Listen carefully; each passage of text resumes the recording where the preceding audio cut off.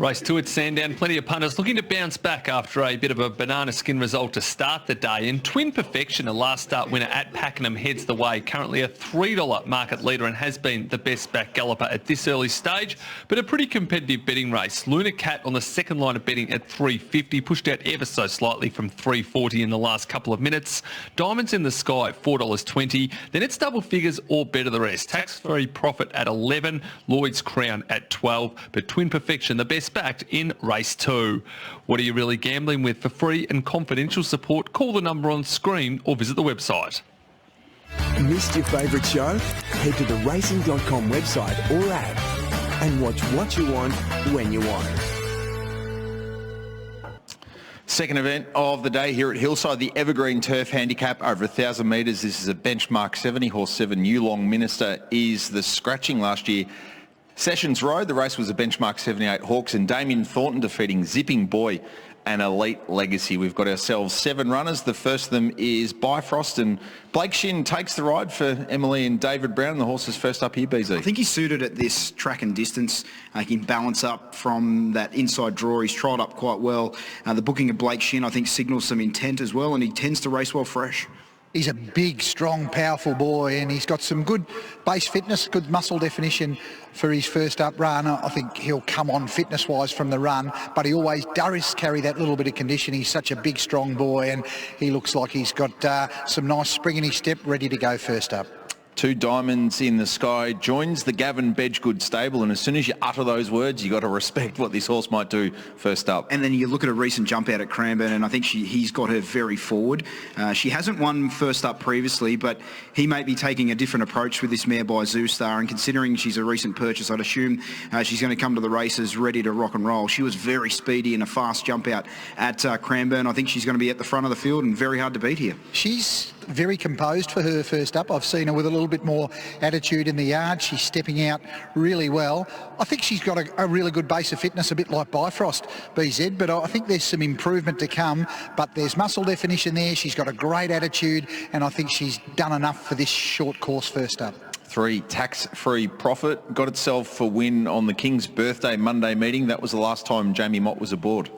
He's a 1,000-metre specialist, but he often needs things to go his way because his racing pattern is he doesn't show generally a lot of speed out of the barriers, and then he looks to work home strongly late. Now, whether this race is going to shape up well for him, time will tell, but he's going to need to stay in touch with some of these speed horses because he does have a big finish. He's been maintained well throughout the preparation. He was at peak fitness a while ago when I saw him, and I'd say he's held that rating and condition since. He doesn't look like he's training off to any extent, so quite a typical parade this stage of the campaign from Tax-free Profit. Lloyd's Crown finished in front of Tax-free Profit at Werribee. He is a specialist at this trip, and he also likes this track as well, having 5 starts for 2 victories at Sandown on the Hillside circuit. He was well beaten behind Jungle Sensation last time on a really wet track, but I think he'll appreciate getting onto a firmer surface today. He's race fit, and he's got the attitude of a horse that wants to get going over these relatively short courses. He's not carrying a lot of excess condition at all. He's right at his top from a fitness point of view. 5 Twin Perfection was given the opportunity at 1,000 metres by Philip Stokes and took it. It was outstanding. It was a really dominant performance in slick time at Pakenham last time out, and the good thing about him is he travels forward and then he had the ability to quicken off that good speed. He should roll into a forward position here, and he's going to be awfully hard to beat. He's holding good condition at this stage of the preparation, and he doesn't turn a hair in the mounting yard. He's got a great attitude. Nothing phases him. He does wear the red earmuffs, but even without them, you'd think he'd be quite composed. He's nice and fit, stepping out well. Nothing's phasing him. He looks good. 6 Zavaboom's an interesting runner. Goes Tony Golan to Julius Sandu, and only 3 runs back, was 3.5 lengths off King Carper, who's won a Hinkler and certainly looks like he's got more capability. Even though he didn't win last preparation, there's a lot of merit to all of his runs up in Brisbane, and while it's difficult to line up the sort of depth of that form compared to what he takes on here, I think he's a high-quality sprinter. Julius has been very coy with the horse in his jump outs. He hasn't shown his cards at all to this point in time, so it's not like he's let him rip publicly and we know what he's got. He was a firmer in early markets, and it's continued to firm again, so I'd be very wary of Zavaboom here. But been quite keen and on the toe in the mounting yard. Julius parading with him on the alternate side for the majority of the parade. He's getting a little bit warm behind, getting straight up with the pony. May well be the habit of the horse and what's just been transferred from the Gollan stable to here. I don't have a history on him, but does look forward enough for this trip, but certainly up on the toe, ready to go. Julius, coy and calculating. Come on, BZ, I'm not buying that. Yeah, he does a good job with his horses, and he's kept this one under wraps, that's for sure. 7's a scratching, 8 Luna Cat. Pretty clear where she's going to be in the run, and it's going to be a watch for her late. Yeah, first up last preparation, she ran really well at this track and trip behind No Way Ever and unflinching in $130,000 benchmark 70 on a Saturday. So that shows what she can do under these similar conditions. She trialled up very well recently at Flemington, and she looks ready to go. She doesn't waste any energy in the yard, and she's quite a lean mare. She doesn't carry a lot of condition, so under those circumstances she looks quite forward, but this is quite a typical first up parade from her. It's not like she's been tuned up, I don't think, any more than normal. She generally doesn't carry a lot of condition. She looks in good order first up. 7 to run in the Evergreen Turf, over 1,000 and benchmark 70. Just confirming, Rheinberg, 12:42 p.m. was the scratching time on Vet's advice. We'll follow up and see if we get a bit more information from the stable. BZ, Diamonds in the Sky, one of your best of the day here. Yeah, I was quite keen on her, but it seems as though the betting's saying that I might be on the wrong tram and she might need the run or be improved. But I thought this race sets up very well for her if she's ready to go. She's got good natural speed.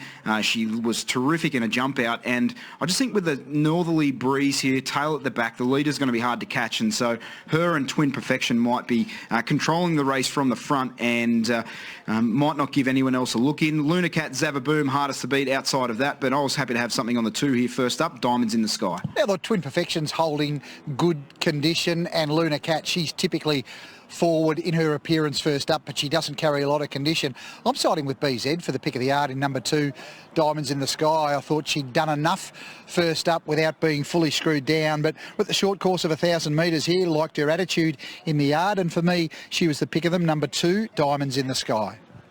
A terrific betting race here. Your favourite Twin Perfection just pushed out slightly since we last looked at the market from $3 to $3.30. Luna Cat $3.60 into $3.40 has been well backed late in betting.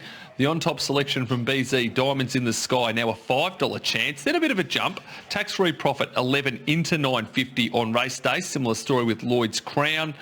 We've got Zavaboom, the outside of the field, but has been $15 into 12 through the week and subsequently 12 into 10 on race day. So as you can see, not much between them from a betting perspective. Twin Perfection, a $3.40 favourite. Luna Cat, the best backed runner late. And if you're having to bet at Sandown today through your Ladbrokes app, simply punch in the code NEW. And if your fixed odds selection runs second, third or fourth, get bonus cash back up to $50. What are you really gambling with? For free and confidential support, call the number on screen or visit the website. Philip Stokes joins us pre-race with Twin Perfection, looking for back-to-back victories. Philip, appreciate your time. Tell us the decision to go to the 1,000 metres on the synthetic at home a few weeks ago. Was it something in terms of the distance option that you'd been mulling over for a period of time, or it was just a case of that the right race came up at the right time? No, we thought about it and just thought back to the 1,000. When he gets to the 1,200, he can get a bit keen and doesn't finish off as well. So back to the 1,000 obviously worked. He got a track record there, and he paraded beautifully again, so hopefully he can produce that sort of run. What do you think that performance has perhaps unlocked in the horse in terms of both potential and your understanding of him in terms of how you might place him from here? Yeah, well, I think he looks well placed in this today. He probably doesn't want to track much softer than this. 2 starts ago at Geelong, he didn't enjoy it, but he's drawn to get the right run down the middle there, so all things equal, we're quietly confident.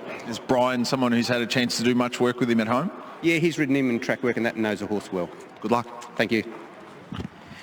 There's a bit of confidence from Philip Stokes with Twin Perfection, who was switched back to 1,000 metres last start, and he was very effective taking out quite a strong race for a Pakenham synthetic contest last time out.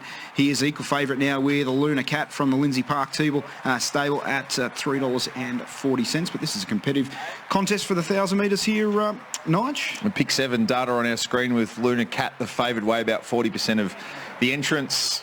They're trying to get the first leg right, but what happens to the final event of the day? Because Rheinberg, I dare say, would have been a very, very popular selection. Maybe second only to Time Quest, who we saw is the most popular pick of the day in the second last. I think a lot of punters are going to chime in to blow in, though, as well. Now that Rheinberg's come out, he was a good run first up.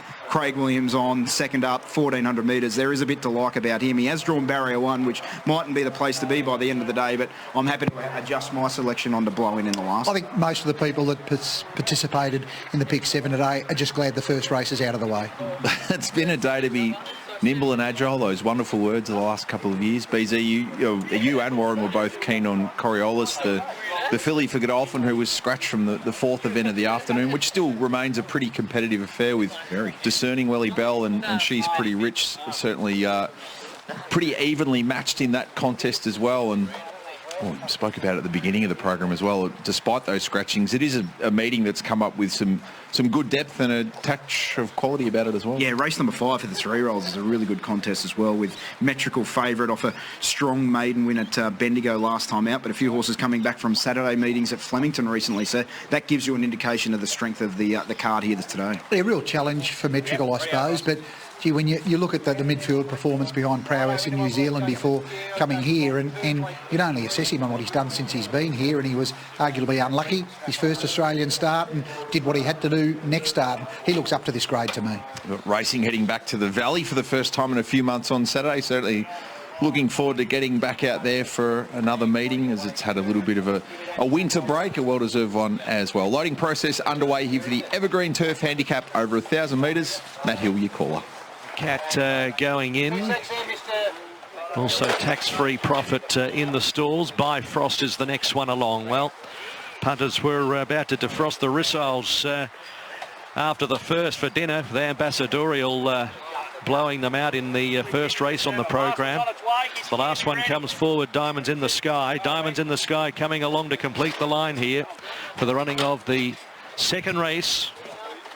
Twin Perfection firming in very late into 3.1 on the board. Gates are back and away they go. Twin Perfection on the outside broke well with Diamonds in the Sky, and also Luna Cat, followed by Bifrost. Next is Lloyd's Crown, Tax-Free Profit, and Zavaboomers at the end. Diamonds in the Sky eventually took it up, 700 metres to go from Twin Perfection, happy to sit off it. Then came Luna Cat deeper, and behind them is Lloyd's Crown. A length and a half to Bifrost and Zavaboom, and last is Tax-Free Profit.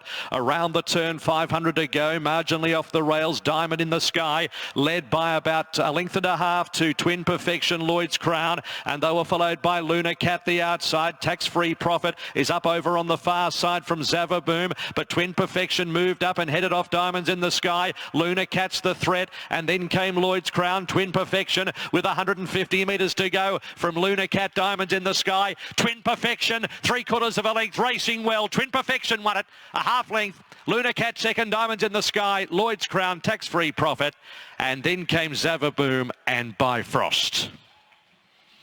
Twin Perfection at 290 and 230, and the punters annihilated it late, 340 into $3.10. Right at the death has defeated in second place Luna Cat, who was always going to have the tactical disadvantage with Twin Perfection leading it on the corner. And we stand by for third. Diamonds in the Sky was the one that led the winner initially and has folded up to finish in third. So 5, 8 and 2. 5, 8 and 2 with Twin Perfection. Brian Higgins, who's just in a little purple patch of form at the moment, and it's just becoming a little lethal combination with Brian Higgins and Philip Stokes notching up some multiple winners through the winter. Twin Perfection initially claiming Diamonds in the Sky, who gave a little bit of resistance. Luna Cat having the last crack at Twin Perfection, but too strong. Had that form around Dio, who was heavily supported there at Flemington the other day and took a really good straight horse to beat it in Najem Sahel. So the interim placings, 5, 8, 2 and 4. 5, 8, 2 and 4. Tax-Free Profit runs the 5th. Bifrost 6. Now they've run 56.8 on this soft 5. 56.8. That's only 0.17 outside of the class record that's been held for 6 years. 3/4 of a length by a length and a quarter. 3/4 by a length and a quarter. 5, 8, 2 and 4. Okay, let's hear now from Philip Stokes, who's with Nigel. Thank you, Matt. Back-to-back wins for Twin Perfection at the 1,000. Philip, you're wondering why the 5 furlongs wasn't on the agenda earlier? No, exactly. He's doing really well now. We've brought him back in trip. Higo gave him a beautiful ride from the barrier. Horses loving the racing, and we'll just keep him going. Well, on that, what do you do to try and keep the horse up in between, and how pivotal is something we've spoken about so often? Does the multitude of options at the Pakenham Training Centre allow you to keep him in work? Oh, definitely. Well, obviously he'll go to the farm now, which we do with a lot of our horses, and we'll just keep him ticking over there, and we'll just try and find the right race for him, and hopefully keep that winning mode going for the team. And big thanks to Mark and Regal Bloodstock. They're good supporters, and good to get another win for them. Speaking of, talk us through your other runners across the course today. Interested to see Blazero here. He was a Sandown Guineas place getter, only going back another 18 months. Yeah, he had the world at his feet then, but got a little bit lost. But he probably needs it a bit wetter. I think he'll run well today, but third up he should be right. Regal Asmon was a good win back at Sale the other day, so he looks well placed here. And Brave Star in the last. I think now the favourites come out, he might come into the race. So, and then we've got what a loan at Murray Bridge. I think is a chance. For those who didn't see the camera, Philip Stokes' facial expression certainly lighting up with the scratching of Reinberg, which I think is probably the case for everyone who's got a dog in the fight in the last. Philip, well done with Twin Perfection. Thank you. Very slick time here when they've broken 57 seconds for 1,000 metres, so 56.8 is well inside the standard time for a soft track, which is 58.06, and the soft track standard track time for a good track is 57.06, so that gives you a bit of an indication of where this surface is at. Yes, it is throwing up a fair bit of fill in the home straight, but it's certainly not wet. It is very firm and probably edging towards a good surface, but nice performance here from Twin Perfection, Warren, who had the race fitness compared to Diamonds in the Sky, and that showed at this stage, but thought he was very brave to hold off Luna Cat, who we know has got a big finish on her. Yeah, I think a fit specialist now, 1,000 metre horse sitting outside the lead, had that lovely race fitness and was able to hold on. Luna Cat ran as well as you could probably expect from her. And on the line, Diamonds in the Sky, who no doubt that run will help bring her on, but she was there to be challenged, and Twin Perfection got the better of her quite quickly, but in the end she stuck on quite well. So I think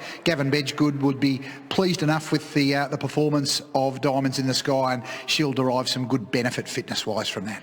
Brian Higgins has had the opportunity to partner this galloper last time out when it won at Pakenham on the synthetic track, and he backs up with another victory here. He's now with Nigel. There's a few jockeys in better form the back half of July 2023 than Brian Higgins. He keeps it going here with Twin Perfection. And Brian, something been unlocked in this horse, getting to 1,000 metres. What do you put it down to? I'm not sure. Philip's obviously a astute trainer and he's got him in fine order, but I think just sticking to the shorter trips has been the key. You can get away with riding a touch aggressive on it, and still very strong late. So I think that's the key, and firmer surface too. I think is a big bonus as well. So on that, being able to ride the horse with a bit more aggression, sort of the horse that can hold a level of speed rather than having a real change of gears or acceleration? Yeah, although then I was able to sit off the other one, but we were still pretty aggressive in the run. I felt like they were still running time, and he still come up underneath me and actually had to turn a foot late. So it's a good asset to have, and it'll win more races than not. Were you surprised at all that you had Luna Cat and Damien Oliver sort of to your outside, given, I guess, the expectation of that horse fresh that it was going to be at least a couple of pairs back in the smaller field? Yeah, I was aware it was there. You can always hear Ollie, so I knew exactly where he was. But I was confident in my horse a long way out. You know, it's just one of those races where I felt like I was in control from word go, and even before he straightened, I thought I'd be on the winner, and I thought Ollie would have to do a pretty good job to come off my back and reel me in. So full credit to Phil and his team. I appreciate all the opportunities they've been giving me of late, and Zach Spain's been on holiday, so I've been the beneficiary of that, of this horse more so, but I appreciate everything they give me. There are opportunities you're capitalising on. Well done. Cheers, thank you.